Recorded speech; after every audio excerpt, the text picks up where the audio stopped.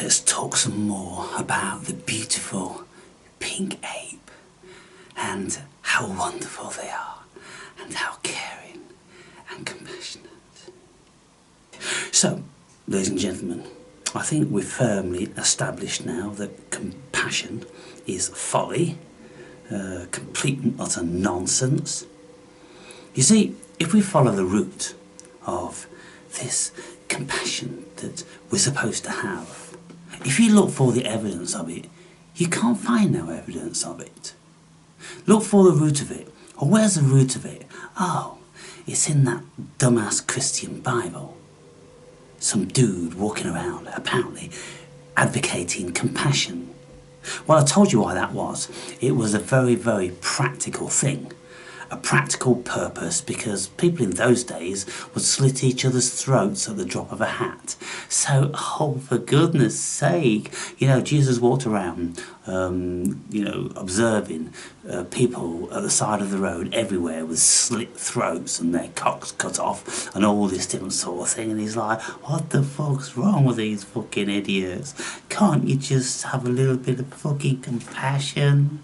We're all fucking numpties, you know. We're all shagging each other's fucking missuses and kids. Yeah, that's what we do as human beings. Just try to have a little bit of fucking compassion for yourself, if nobody else. So look, people, I didn't get any response from anybody that told me in the comments that they have been doing acts of kindness which constitutes caring for free. Nobody actually said that they've been doing that. Nobody has said that they have put themselves out, they've put their time, effort, money and blood and sweat into caring for the people. Not a single person. You would have thought if people were doing all these wonderful things, then some of you would want to brag about it, but not a single person did. The only person that said that I'm a carer is someone that was actually a carer by definition, by vocation, but get paid for it. And so this is what I'm saying, people. And this person says, oh, I like to cause minimum pain and, you know, care for people and this and the other. And I'm like, yeah, I really would like to see evidence of that from people that weren't getting paid for it. You know what I'm saying? In Britain, and I would assume that in most wealthy European countries, we have a national health service, and we have this thing whereby the government pays people to care. Now, when people are on benefit for whatever reason, if they can't work or, well, obviously if they can't work for many reasons, the government pay them their sustenance. And so they're fine. They've got an amount of money which the government deem that they can survive on.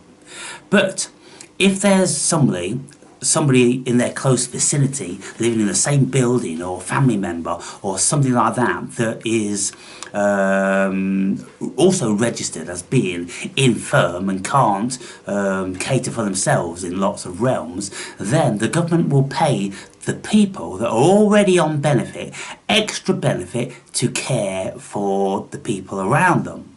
Like in this building, of course, there's lots of old people, and there's one woman that's she's not there, she's not all there, and every day she's walking in, you know, with a funny face and a funny voice, and she's got a bag of shopping that she brings to this woman who lives next door to me, who never ever has left her apartment in the 6 years that I've been living here.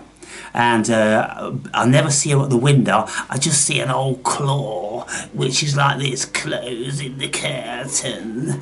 And then on maybe once a month, the old claw will open the curtain. 2 inches, that's all she's got the energy for. And then she goes back in like a vampire, with just a little slither of light in the room. So she's being catered for by someone who's being paid. Now, when we look around, everyone that I know, I'm aware of, who is being cared for, they've got someone who's being paid to do it. So, seems to me that humanity en masse in wealthy countries worked out a long time ago that people don't give a fuck. Even if it's the family members, they're not giving it a fuck. You see, look, even family members, if you've got someone which is incapable of work and needs care, then the government pay you to care for them.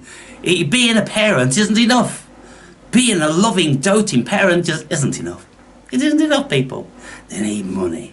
Because if the government said to them, so your kid is a thalidomide and can't really wash under his arms himself, do things like this, then if you wash under their arms, we'll pay you. And they go, oh, fucking hell, how much? How much? And they go, well, it's not bad actually for the amount of work you got to do. You only got to fucking wash under their arms once a fucking day. You could probably even skip a couple of days and just stay for 3 days. And, you know, we'll cross your palm with silver. And he's like, alright. So they do it. So, you know I'm being facetious, people. But many a true word spoken in jest. Just look around you.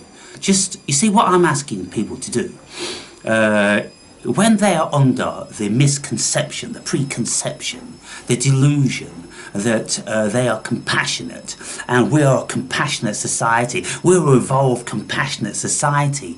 Well, when you look around, nobody's doing these acts of compassion for free. And so it doesn't appear that we are a compassionate, loving society. It appears that we are a very, very money-oriented, begrudging society that doesn't in actual fact have our fellow man at our best, in our best interest. No, we don't give a fuck, frankly. And you can see exhibits of this all over the fucking world, all over the Western culture. And it's absolutely shocking. And so I point out this stuff about how many of you are just desperately clinging on, and there's hardly any comments, and there's no thumbs up, and you just don't want to accept that. Because you've been programmed into it all of your lives through baby Jesus that, well, he was compassionate and kind, you know. Wrong. There's a few little bits where he's supposed to be kind and compassion, but you can read stuff which is completely obverse, people. You can actually even read accounts of Jesus killing people with his thoughts and killing birds with his thoughts, and you can actually read stuff like this in some of these old scriptures where Jesus was depicted as a magician, and in some of the old carvings and etchings or paintings you see Jesus with a wand. He's always with a fucking wand pointing it at somebody, probably killing them, not raising them from the dead, but actually killing them with his wand. So you know, you can see both extremes, people. That's what I'm saying. But the silly Billy, the fool, has chosen just the nice one from the nativity play, from that Bible. And it's like the Quran. The Quran is full of absolutely heinous acts of pure evil. But the vast majority of Muslims don't even know that those paragraphs are in there, because everywhere they've been to mosques and things like that, and their gurus, they've always skipped over conveniently. And I read a fantastic book on one occasion, which was written by an ex-Muslim. And this ex-Muslim was a devout Muslim, and he had his best friend who was a devout Christian. And through time, they would end up talking, and the Christian would end up saying, so tell me about your faith, this, that and the other. Oh, it's a very good faith, it's the faith of love. What did they call it? It's the faith of mercy, and all this sort of thing. And then, like, this guy wanted to know where his friend was coming from, and where his strange family was coming from. And so he started to read this Quran, and then he was going, hey mate, have you read this shit? He's like, I've read all of it. We've been reading it for 20 years. So you know actually what's being said here. Yeah. Well, what do you think about that? Oh, what part?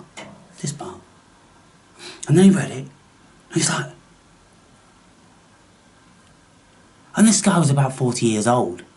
He'd never actually fucking read those passages, never seen them, because he's been blindsided. Because all of his life, he used to recite stories when his mum would say, okay, go and get your Qurans, and the little children, little babies, would go and get their Qurans, and then they'd come running back with it, holding it high like this. The reason why they were holding it high like that, because the mother always used to tell them, don't drop it and don't put it on any dirt. It's a very precious sacred book. So they used to hold it really high in the sky like this to protect it from contaminants and all this, and their mother very, very carefully or hypnotically, drone-like, or skipped the bits where Muhammad was pedoing some kid or slaughtering some tribe and saying all this evil shit. And so this guy eventually, he was so disgusted with it, and he felt so violated that he'd been conned all of his fucking life into believing in the disgusting, vile fucking book, that he then became a devout Christian and wrote at least one very, very powerful book about how disgusting, vile that other faith is. And so, look, people, Christianity is very similar in lots of respects. They indoctrinate people with the concept of compassion. But when you look for compassion, what does it really mean, and where is it? And where can it be found, and who's actually doing it?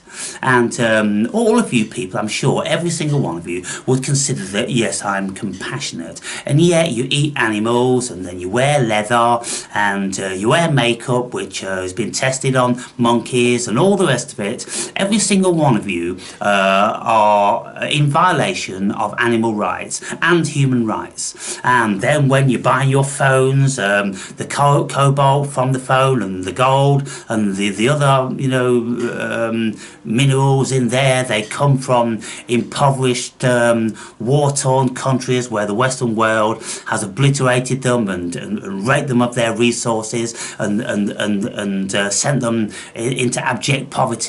And you don't know about that. You got no conscience about that, even if you did know about it. The human being is a shocking tool, people, and that's what I'm saying. I'm just saying this, you know, just so I don't know, I suppose that I've got a little bit of a vindictive streak in me, which just wants, like the devil himself, I'm probably half devil. I accept that. I'm half devilish because, you know, the devil can see as clear as a bell.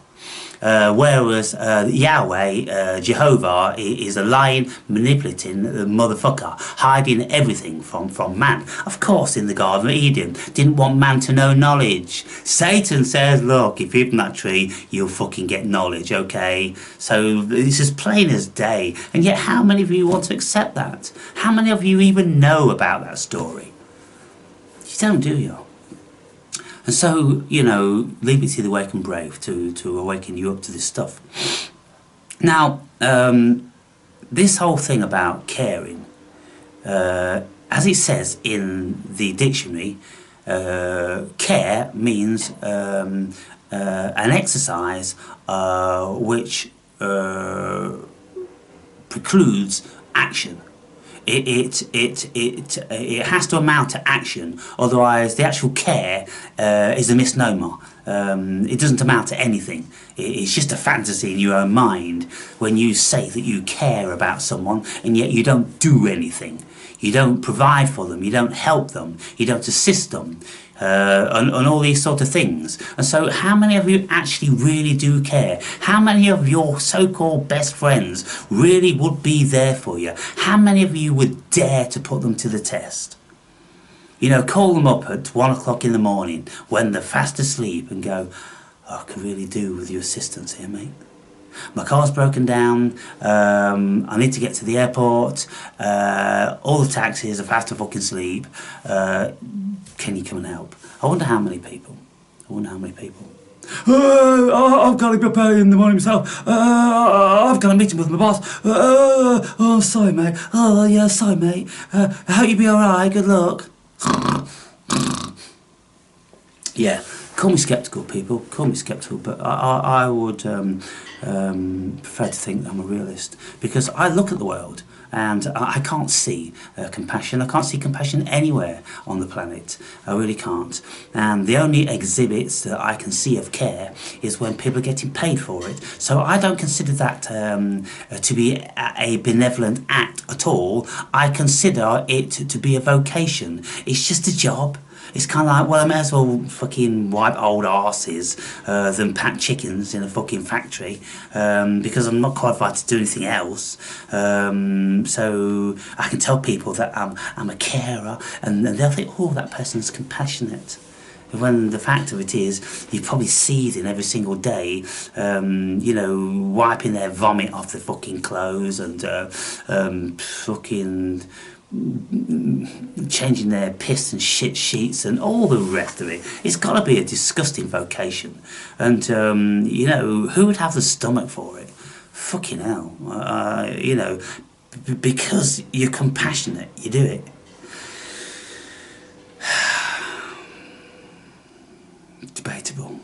Debatable. So anyway, look, in recent times, this is the analytics on my channel, and we can see from this day here, the 22nd of November, we've been flatlining. It's been up and down, up and down, up and down, up and down. One or two subscribers, subscribe, one or two subscribers unsubscribe. This was the trend before. And obviously, you know, it's a steady, substantial growth. Then all of a sudden, for the last 2 weeks, since I've been speaking some real truth, oh, I've been twisting the fucking melons of the Muppets, haven't I? And I would think that, you know, this flatlining is attributed to new subscribers. They come on the channel from one video and think, oh, that's quite interesting, and then they subscribe, and then they see another one, and then they fuck off. And so I fucking love it. I do. I love it because it tells me exactly what I know about the cunt, what I know about the fucking fool. They don't have the fucking stomach for truth. You know this saying, you say you want truth, you can't handle the truth. Nobody can handle the fucking truth. That's why they live in a complete fiction. They live in a complete fantasy. They live in their own delusion, and they live in the state delusion of propaganda. The whole world is under a delusion that we're real beings and we're compassionate and there's a God and there's a purpose to our life and all this, when the chances are none of that is fucking true, not even remotely. But if they knew all that, then what would become of the world? I'm pretty sure that, you know, well, you see in the old days, with this threat of a wrathful God, you know, with Islam and with Judaism, and even in Christianity, only it's a softer tone, the wrath is that if you don't beg and bow and do everything what Jesus says, then you're going to fucking burn in hell, motherfucker. Just saying. Yeah, so where's the compassion? Look, where's the compassion of Christ when, you know, it is advocated by, you know, the Catholic Church and all people, ministers and pastors and everything, that if you don't lick the little fucking winnets and ginties out of Jesus' asshole, if you don't do that, then you're going to burn in hell forever and ever. I'm like, hang, wait. So that dude, the Son of God, or God manifest himself, compassionate, loving, kind, loves his children, he's put that constraint on the world. So anyone that's like this, hey, Tommy, no, put it away. No. Oh, for goodness sake, you will get arrested. We'll all get arrested. Goodness me, come and put something in his tea or something. He's doing it every fucking 5 minutes. Yeah, all these people. Well, what do they know about Jesus? No, they don't know about Jesus. What about these people like this? You know, like pterodactyls, who can't fucking turn the pages in the Bible. They can't read the Bible. They couldn't read the Bible anyway because their eyes are like this. You've seen them all. You've seen them all. Come on. Ricky Gervais, you know, he does great impersonations about all these people, every one of them. He's a real person, you know, he's a real person. And he knows nobody gives a fuck and nobody's got compassion. Love, oh, there's another one. Love, what the fuck is love? Who knows what love is? Here's the thing about love, right? We find a partner and then we love them and then we get married, and so we're under the same roof and we care for each other. Let's have a look what's really going on. You've got cock and pussy. And cock and pussy usually need the other one, but sometimes cocks need arseholes. But they will marry, so they live under the same roof, because they are under the delusion that it's love that's bonding them. Well, it's not love that's bonding them, it's their cock and pussy that's bonding them. That's the only fucking thing that's bonding them, because when the cock and pussy get old, then there's no bond there anymore, and they're all filing for divorce. So people say that, oh, they were in love and the love bonded them, but then the love died. Love, well, what let's see if we can find the love initially, and we can see where the love has gone. And it's kind of like, well, no, there's no evidence of neither of those things. There's no evidence of the love being there, and there's no evidence of the love not being there. You know, what really is the evidence of? Well, initially the cock was fucking there, and the pussy was nice and wet and all that, and now the pussy's dry and the cock's limp, and now they're getting a divorce. I'm speaking truth here, people. I'm a bit too fucking vile for some of you to actually stomach, but if you thought about it, most of my viewers are long in the tooth. You've all been through relationships, and I'm pretty sure you know exactly what's going on.